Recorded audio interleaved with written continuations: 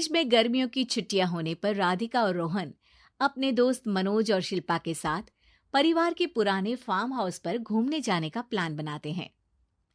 Guys, तुम दोनों को वो फार्म हाउस बहुत पसंद आएगा। बचपन से ही वो मेरी और रोहन की सबसे पसंदीदा जगह रही है। पर मैंने तो इतने सालों में तुम्हारे मुंह से कभी फार्म हाउस का नाम तक नहीं सुना। बचपन में फार्म हाउस जाते थे, लेकिन फिर अचानक सबने वहां जाना बंद कर दिया और वजह कभी किसी ने बताई नहीं। पर अब हम चारों मिलकर वहां धमाल करेंगे। इसी तरह बातें करते कुछ घंटों का सफर तय कर चारों शहर से दूर ऊंची पहाड़ी पर बने राधिका और रोहन के फैमिली फार्म हाउस पर पहुंच जाते हैं।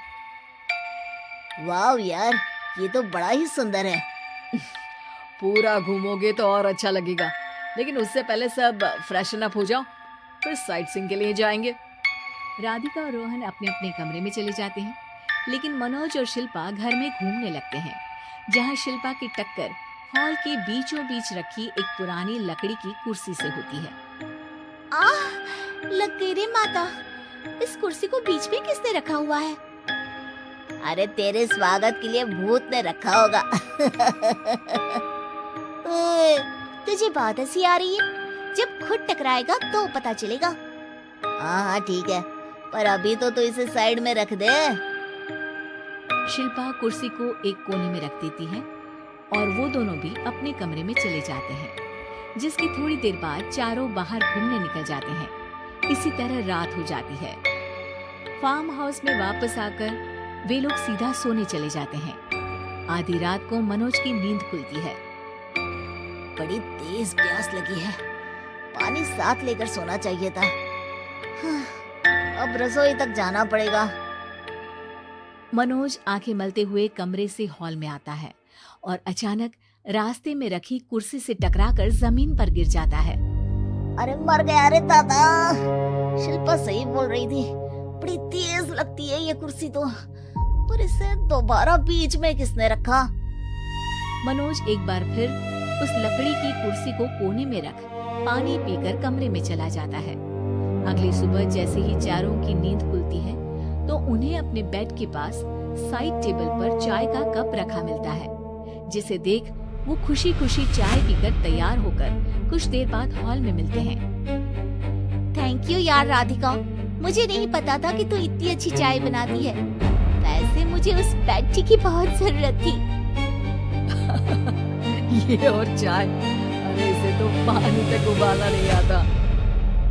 मतलब तूने हमारे लिए चाय बनाई क्या दोस्त? अरे चल पागल है क्या, इतना भी प्यार नहीं है मुझे कि तुम्हारे लिए बेड टी बनाऊं। चाय पर ये चर्चा करते हुए मनोज जैसे ही पीछे मुड़ता है तो एक बार फिर लकड़ी की पुरानी कुर्सी से टकराकर उस पर गिर जाता है।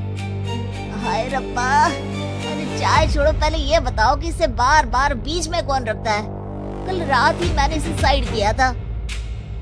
तो पहले ये बताओ कि चाय किसने बनाई थी? सबकी बातों को कुछ देर ध्यान से सुनने के बाद राधिका हैरानी से कुर्सी की तरफ देखने लगती है। वो दीदी।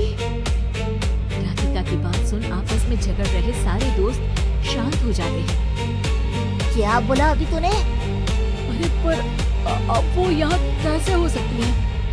क्यों नहीं हो सकती? हमने यहाँ आना छोड़ा था, पर उन्होंने तो घर नहीं छोड़ा ना। और याद करो, ऐसे बेड के पास कप रखना और कुर्सी को कमरे के बीच में रखना, ये सब वही तो करती थी।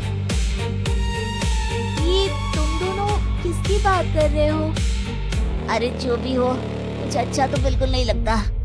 अब देखो, डरने की कोई जरूरत नहीं है। वो सालों से इस घर में रहने वाली भूत दीदी है। वो बचपन से ही हमारे यहाँ आने पर एक बड़ी बहन की तरह हम दोनों का ख्याल रखती है। ओए, पगला गया है क्या? शिल्पा, मुझे यहाँ नहीं रहना, तू भी मेरे साथ ही चल। ये दोनों तो पागल हो गए हैं। जहाँ मनोज डर से वापस जाने की बात कर रहा होता है, वहीं शिल्पा अपने फोन में बिजी होती है। क्या तुम्हें यहाँ की सिचुएशन समझ में नहीं आ रही जो फोन में लगी हो? जिसे जो करना है करो, मैं तो जा रहा हूँ। मनोज हड़बड़ाहट में अपने कमरे की तरफ जाता है, जिसके साथ राधिका और मोहन भी उसे रोकने के लिए पीछे पीछे जाते हैं। लेकिन शिल्पा वो तो अभी भी फोन में लगी रहती है। कुछ देर बाद जब वो तीनों दोबारा हॉल में वापस आते हैं तो शिल्पा को सबके पैक्ड बैग्स के साथ देखकर हैरान रह जाते हैं। ये सब क्या है शिल्पा?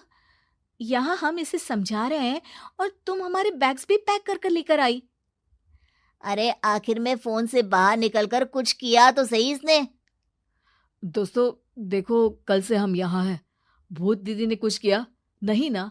फिर डर क्यों रहे हो? 4 दिन और रुकोगे तो पता चलेगा कि क्या होगा। मतलब?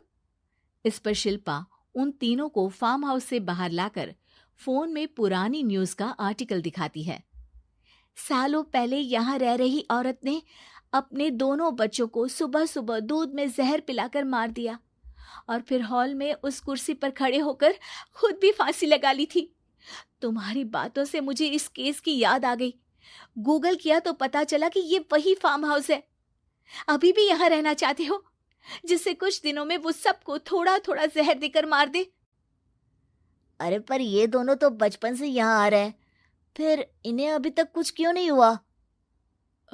वो तो पापा बताते हैं कि हम आते थे। हाँ, और मुझे भी एक बार का ही याद है। वाह, और कहानियां तो ऐसे सुना रहे थे जैसे सदियों से यहीं रहते हो। तीनों ये बात कर ही रहे होते हैं कि अचानक फार्म हाउस में से एक आवाज सुनाई देती है। मैं यहाँ किसी को जिंदा नहीं रहने दूंगी, किसी को नहीं। बस ये सुनने की देर ही होती है कि चारों डर से कांपते हुए तुरंत कार में बैठकर वहां से भाग जाते हैं।